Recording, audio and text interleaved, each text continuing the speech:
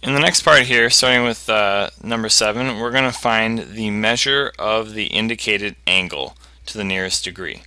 And to do that, we're going to need to use our sine, cosines, and tangents. In this first example, in number 7, we're given this mystery angle here, and we're given two sides, and we're told that it's a right triangle. The fact that it's a right triangle is what's going to make all of this possible. If we did not have a right triangle here, we could not do this. Now, if you're thinking, well, could I use just law of sines or law of cosines to solve this type of problem? And the answer is, if you have enough information, you absolutely could. In this case, you actually could use law of cosines to figure out this side over here, and then with another step, do a ratio using law of sines to get your angle. That is possible. Law of sines and cosines can pretty much do anything. However, it's still going to be a lot faster if you take advantage of the right triangle tricks. So we know we have a right triangle. We want to find a ratio that involves the side next to the angle and the hypotenuse. So we want the adjacent and the hypotenuse to be involved somehow in this ratio. If we think of our SOHCAHTOA, the trig ratio that involves adjacent and hypotenuse is going to be cosine. So we're going to say cosine of the angle, which in this case is question mark, is equal to adjacent over hypotenuse, so 21 over 24. Now that doesn't solve our angle. We want to know what cosine, or what question mark is, not cosine of question mark.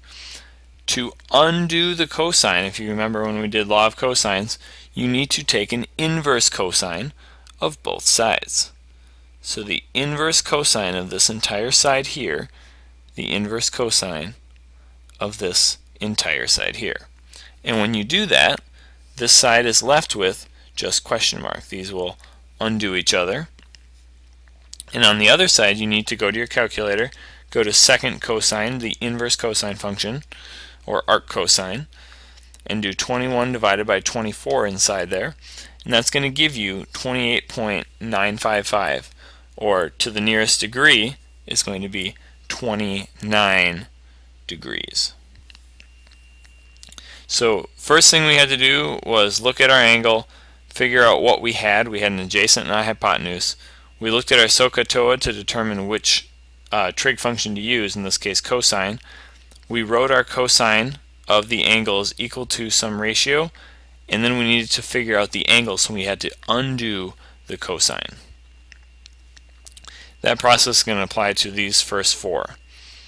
When you get down below here, you're going to find that you're missing a side, and so you're going to have to do this one a little bit differently. Same basic principle though.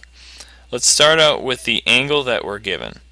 So we are given an angle over here of 74 degrees, and this time it's not an angle that's missing, but a side that is unknown.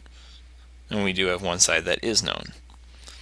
We are given the hypotenuse, that's our known side, and we have an unknown side that we're supposed to find, and compared to this angle, it is going to be the opposite. Now, if we had an angle over here, this x would be adjacent, but since our angle is all the way over here, the 74 degrees is opposite of x. So we need a trig ratio that uses hypotenuse and opposite. If we look at our SOHCAHTOA, we see that opposite and hypotenuse are going to be present in the sine function. So we are going to use sine, and it's going to be opposite over hypotenuse. So sine of our angle, sine of 74 degrees, is equal to the opposite over the hypotenuse. And the opposite over the hypotenuse is going to be x over 9. So sine 74 equals x over 9. Our goal is to get x alone. So the way that we do that in this problem is we look at what we have. We have a 9 in the denominator, so we need to multiply both sides by 9 on top. So when you multiply both numerators by 9, you get the 9 in the denominator, 9 in the numerator cancel over here, leaving you with just x.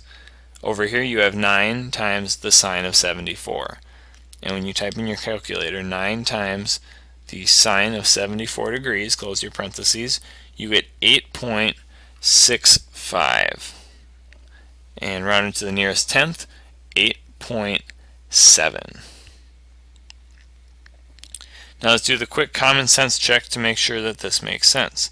We have a hypotenuse of 9, a pretty tiny angle here, and then we end up with 8.7 on this other side. So that seems totally reasonable. And we don't give it degrees. We do not give it degrees as a label because it is not an angle, it is actually a side length. So for these problems down here at the bottom, these are all dealing with side lengths, so make sure you're careful about how you label that. Last thing I want to point out is before you take on these two problems here, 15 and 16, you are asked in these problems to do a couple steps. You want to eventually get to x. The problem is that in this triangle right here, they don't give you enough information to do that. So what you need to do is you need to find some information about this triangle, the smaller triangle, first. And once you find that information about the smaller triangle, then you can use that to move on to the bigger triangle. Now in the case of this first problem, the information that you're going to need is this shared side. If you're going to need to figure out how long that shared side is. One thing that's a little bit unclear in this problem, you'll see, is that this angle is the 34 degrees. That 34 kind of looks like it belongs to everyone, but that 34 is going to be up there. You'll also notice that on the bottom we have a straight line and we have a 90-degree angle here, meaning that this is going to be your 90-degree angle of the smallest triangle. So that one is also a right triangle and the 90-degree angle is down there. So when you're doing this, you have an angle up in the corner and you know the hypotenuse over here and you want to know the side next to it. So that's going to be the adjacent side. So you need to pick a trig function that uses adjacent and hypotenuse. So I'm going to let you do this one on your own, but that's kind of a general guideline of where you're going. Same basic idea applies over here. You want to be able to get to x, but the only way you're going to be able to do that is if you know at least one side length in the right side triangle. So to do that, you're going to have to get the shared side in the middle. One of the things to clarify in the instructions, it says use the rounded values to calculate the next value. They do that just so that everyone can have consistent answers. I would accept it if you took the value you got for this side that is shared and you kept it in your calculator and used that exactly to calculate the next step. So either way, if you write it down, round it, and then reuse it, or if you keep that shared side in your calculator, I'll accept both answers.